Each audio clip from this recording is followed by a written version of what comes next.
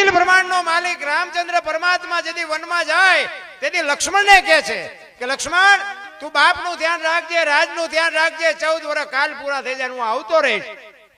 તેથી લક્ષ્મણ કહે છે મોટા ભાઈ મર્યાદાનો ભંગ થતો હોય તો મને માફ કરજો, પણ તમે મારા બાપ છો અને સીતા મારી માં છે.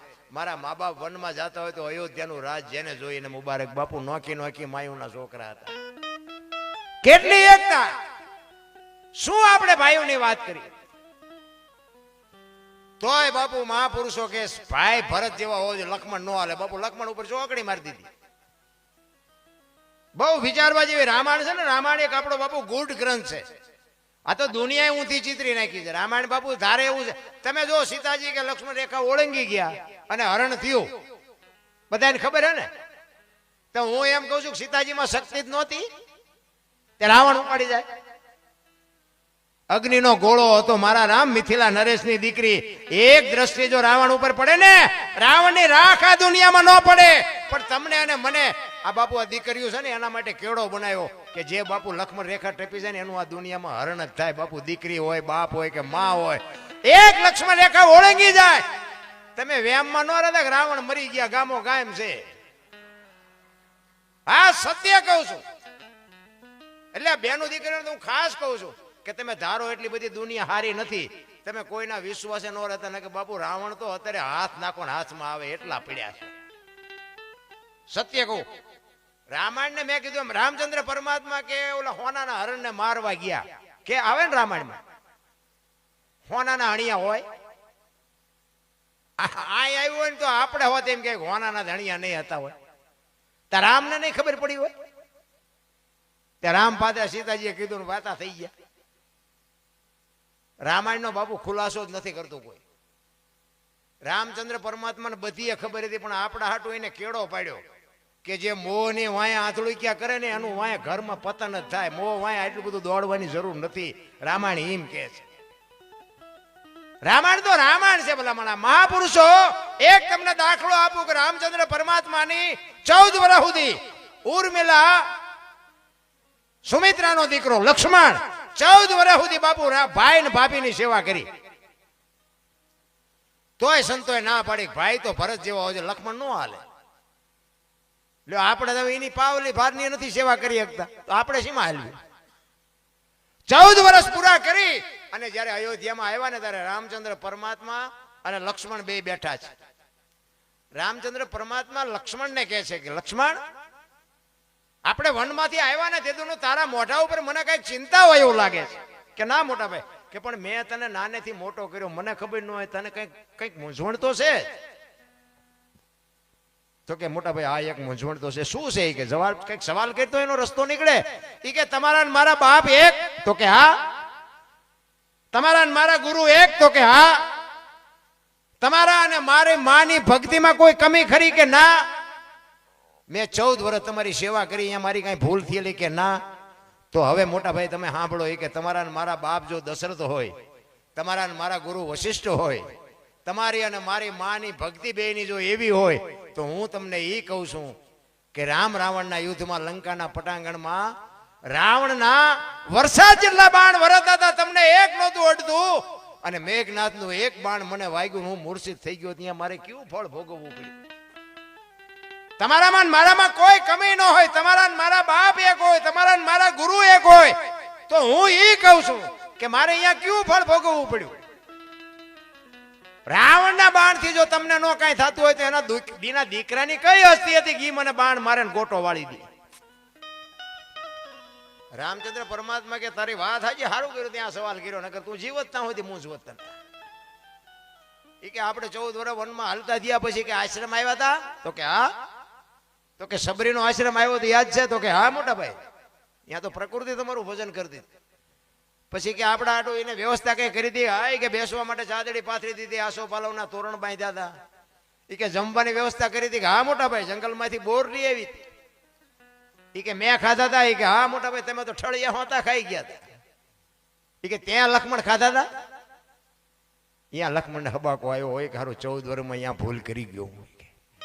તેથી રામચંદ્ર પરમાત્મા લક્ષ્મણને કહે છે લખન લખન તું દશરથને મૂકી અને મને બાપ કહેતો હોય, સુમિત્રાને મૂકી અને સીતાને માં કહેતો હોય, અયોધ્યા જેવું રાજ મૂકી અને મારી ભેળો તું રખડવા આવ્યો તો હું તને ઈ કહું છું, ભીલડીના એઠા બોર ખાવામાં મને વાંધો નહોતો ને તને હું ઘા વાગ્યા. ઈ લાકડી પડે એમ પગમાં પડ્યો. એક ઈ કે ઊભો થાય ઈ બચ્યો ને ઈ સબરીની ભક્તિનો પ્રતાપ છે કે મોટા ભાઈ ઈ કેવી રીતે? ઈ કે મેં તને જે ફળ આપ્યા તારી પાસે રાખ્યા હતા કે ના મેં તો નાખી દીધા. ઈ તે જે ફળને નાખ્યા ને એને પક્ષીઓ લઈ જઈને દ્રોણાચલ પર્વત ઉપર જઈને ખાધા હતા અને ત્યાં એનું બિયારણ વેરાણું હતું, ત્યાં સંજીવની ઉગી હતી અને સુસેન નામના વૈદ્ય કીધું હતું કે દ્રોણાચલ પર્વત ઉપરથી સંજીવની લઈ આવીને આના મોઢાઓમાં ટીપા પાડો ને તો આ બચે. ઈ સબરીની ભક્તિનો પ્રતાપ. વાવો ચેક બીજે ઉગે ચેક બીજે, એને ભજન કહેવાય. વાવવું જ નથી પછી ઉગવાનું ક્યાં હતું? અરે તમે જોવો તો માણાને મારી નાખવા, કોકનું પડાવી લેવું, કોકનું ઉપાડી જવું.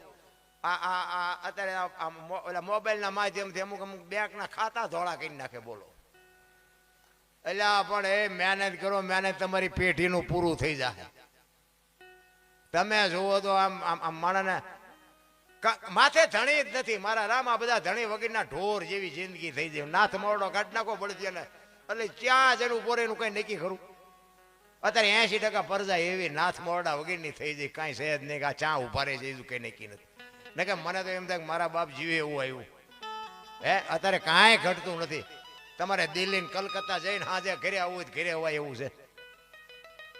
પણ તમે જેની પાસે જાઓ ને અમારી પાસે કઈ છે નહીં, અમારી મરો કઈ ન હોય તો હું જોવે છે તમારે એ નથી ખબર પડતી. એમાં ગામડામાં તો કઈ કઈ ઠીક ઓલા શહેરમાં તો બિચારા ઓલા માગણ આવે ને એ બાબા કઈક દો એ બધા કે આગળ જાવ આગળ એટલે આગળ ઠેઠ સુધી તારા જેવા જ છે, એક બટકો રોટલો દે. પણ આ ખબર જ નથી ભૂખની. ભલામણ ભૂખની ખબર હોય, પૈસાની પથારીઓમાં જે મોટા થયા છે એને જાણે બાપુ આ બાપને રૂપિયાના જે ગળથોલિયા ખાતા હોય એને ભૂખની ખબર હોય. કોઈને ભીખ માગવી ન ગમે રામ. બાકી તો ઈશ્વર તરાજવું લઈને જ બેઠો. આ ઝૂંપડામાં જુઓ તમે, ઝૂંપડામાં કોઈ દી બાપુ કઈ રોગ થાય ન થાય? ભગવાનને ખબર છે આની પાસે 18 રૂપિયા રિપોર્ટના હોવા જોઈએ ને ભલામણ. કોઈ દી ન થાય. અને આ પૈસા વાળા છે અહીંયા 8 દી ને 8 દી બીપી મપાવે. એને ડોક્ટર એક જ વાત કરે, દાળ ભાત સિવાય ખાધું કઈ ખાધું મર્યો. હવે આ પૈસા શું કરવાનું તમે કહો તો ખરા. પાછા હું અત્યારે બધા ઘણા એમ કે અત્યારે બધું દવા વાળું થઈ ગયું, અત્યારે આમ થઈ ગયું. તો એ ઝૂંપડામાં રહ્યા એમની દુકાન શું નાખીએ? આપણે જે દુકાન લઈએ એ જ દુકાન થી ઉડાઈ નથી લેતા. પણ એ પ્રકૃતિ હારે જીવે છે. જો આપણું આ એસી ને ફ્રીજ ને આ બધું જે છે ને વિજ્ઞાન છે ને, ઝૂંપડા વાળા પાસે કઈ નથી. ખાટલો નથી, પંખો નથી, ગાડલું નથી, એસી નથી, બારણા નથી, બારીયું નથી, કાંઈ નથી. પ્રકૃતિ હારે સીધા જીવે છે અને એને કોઈ દી રોગ થાય જ નહીં. હું તો તમને કહું છું, સોમાં આમ થોડા ઘણા પલ્લો, શિયાળામાં થોડા ઘણા ટાઈટ ખાઓ, ઉનાળામાં તડકો ખાઓ તો જ તમારા શરીરનું લેવલ રહે. આ તો હજી વરસાદની તૈયારી ન હોય ત્યાં રેનકોટ ને છત્રીયું બત્રીયું સાંટો નથી પડવા દેતા. બોલો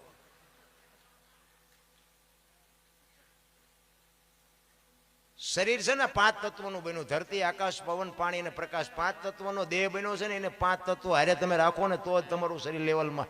આ વિજ્ઞાન આવ્યું પછી જ રોગ આવ્યા. આ તમે તો તમને આ મોટા વડીલો બેઠા એને ખ્યાલ હોય.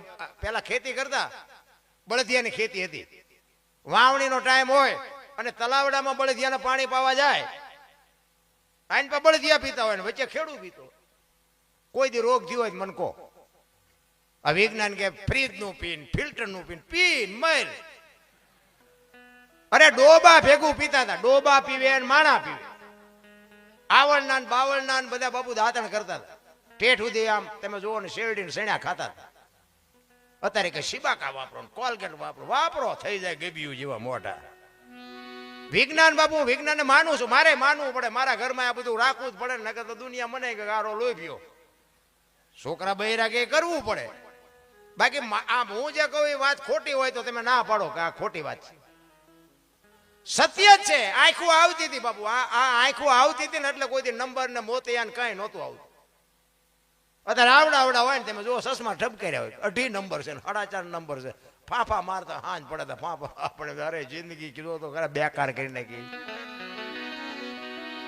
વિજ્ઞાનને માનવું પડે, દુનિયામાં જે આવ્યું હોય આપણે સ્વીકારવું પડે 100%. પણ મારો કહેવાનો મિનિંગ, જે આપણી સંસ્કૃતિ હતી ને સંસ્કૃતિ ખતમ થઈ ગઈ, સંસ્કૃતિની જરૂર હતી. એટલા જ માટે મહાપુરુષો કહે છે કે ભાઈને જો ભાઈ એક વેચ જમીન હાટું થઈને મારી નાખતો હોય તો આપણે રામાયણની વાત કોની પાસે કરવી? એક વેચ જમીન હાટું, જમીન અહીંયા પડી હોય, એક ઉપર જાય એક માલપા જાય. હવે અહીંયા પછી ઓલો માલપા જોયો એની ખબર કાઢવા જાવ તો એ શું કે ઓલું પસાવી ગણરી જાય ભલે જાય, પણ મને બારો કઢાવતા વેચ જવા દીધી હોત તો તારે મોડું થઈ ગયું. પછી બાપુ રોયે નો મેળ પડે. જેટલું થાય એટલું જાતું કરો મારો નાથ બાપુ. કોઈ દે આ કીડી કૂતરા કાગડાને ભરી દે છે, ભલામણ આપણને નહીં ફરે. ભરોસો રાખો, બસ વિશ્વાસ રાખો. હું તો એમ કહું આપણે સૌરાષ્ટ્રમાં બાવા બધે મફત ખવડાવે, શું ખાવા હાટું ચાવા મારવા હોય. જગ્યાએમાં 5-5 દી રહેવી તોય વર વીવું જાય. ખાવાની ચિંતા કરાય એવું જ નથી ભલામણ. શું આ તમે કોઈ જાનવર કોઈ 84 લાખ યોનીમાં બાપુ કૂતરા કાગડા ભેંસું ફૂંડા કોઈ દી એક દી કદાચ ભૂખ્યા રહ્યા હોય તો એને કીધું કે આપઘાત કરવી, ખાવા ન મળ્યું, કેનાલમાં ધુમકો મારી દેવો હાથ, કીધું કોઈ કૂતરાએ ફૂંડાય? એને ખબર છે કે ઈશ્વરે આપણને મોકલ્યા છે એ ખવડાવશે. હવે આપણે તો આપણા છોકરાને એમ કીધું કે એ બેટા મોબાઈલ ને 2 દિન આ વાપરમાં, પરીક્ષા છે, થોડુંક ભણવામાં ધ્યાન, ત્યાં તો હારા મરી જાય. બોલો આખા ઘરને રોતા કરી મૂકે. એક બાપ નો કહીએ કે કઈ જોવો તો ખરા. અમે તો ગાડીઓ લઈને આવી ને પછી ઓલું અમે ધનજીભાઈ ને કીધું હતું, મેં કીધું તમે લોકેશન નાખી દેજો અમારા, એટલે અમારે કોઈને પૂછવું ન પડે.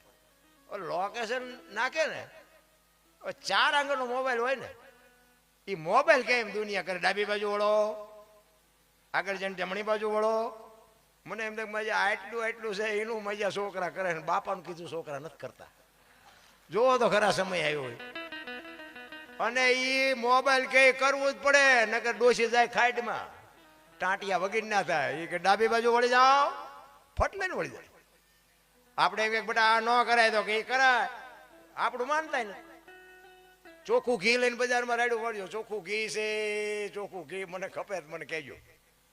ઓલા દારૂ બાવળી વેખે 2 લીટરના પીપડા તોય ખપી જાય. બોલો આ તમારા મારા અનુભવની વાત તમને મને દેખાય છે, 100% સત્ય છે. પણ મારો કહેવાનો મિનિંગ એ છે કે 2 કિલો ઘી નથી ખપતું ને 1000 લીટરના બાપુ પીપડા 2 લીટરના ખપી જાય છે. આનું કારણ શું? તો પછી આ દુનિયા કહે છે કે એજ્યુકેટર થઈ ગયા, ભણી ગણીને બધા હોશિયાર થઈ ગયા. ભણતર આટલું હતું જ નહીં તો ભણીને શું કર્યું? ખાવા ધાન નહોતું, રહેવા ઘર નહોતા બાપુ, તોય કોઈએ ન કીધું કે મારા મા બાપને આશ્રમમાં મૂકવા જવા. તો આ ભણતરની જરૂર શું? ભણ્યા પછી જો મા બાપને રાખવા રાજી ન હોય તો આ ભણતરની બાપુ કિંમત કેટલી? નકરા ભણતરની બાપુ કોઈ જરૂર નથી. ભેગું જો ગણતર છે ને તો જ બાપુ ગાડું હાલવાનું છે. ઈ મા બાપ જો છે ને તો જ તમે હું સહી, બાકી જય ભગવાન કાંઈ છે નહીં. રામ એક દી આ દુનિયા છોડવી પડશે, છોડવી પડશે ને છોડવી પડશે. એટલા માટે એક વાણી સવારામ બાપા કહે છે, પ્રજાપતિ જો બાપુ ભક્તિ છે ને પ્રજાપતિ માંથી કે આવી એમ કે બધા, પછી ગમે તે આવ્યું હોય પણ બધા કહે છે એટલે કહું તમને. આમાં મારે ખુલાસો કરતો જવો પડે. આ રામ વનમાં ગયા હતા ને બધા કહે છે એટલે કહું છું. બાકી રામ ગયા હતા હું અહીંયા નહોતો. હા પછી હવે પછી ફોન કરો તો નો મેળ ન પડે. હું તો માફી માગી જ લઉં છું. બાકી કાલ તમે ફોન કરો તો હું માફી નહીં માગું. આ નહીં તમે જે કોઈ કરી દો કરવા તૈયાર છું. હા અત્યારે આખી દુનિયા ભલે જોતી હોય, આ એને મારી કઈ ભૂલ થઈ હોય ને તમે મને કહો ને કે દરબાર આ તમે ખોટું બોલો, તમે કહો હા સોરી યાર મારી ભૂલ થઈ ગઈ. ભાઈ કાલ ફોન કરો તો બાપુ પ્રોગ્રામ ન થવાય ન થાય. બાકી કાલ આપણે નથી માગવાના, એ વાત ખોટી.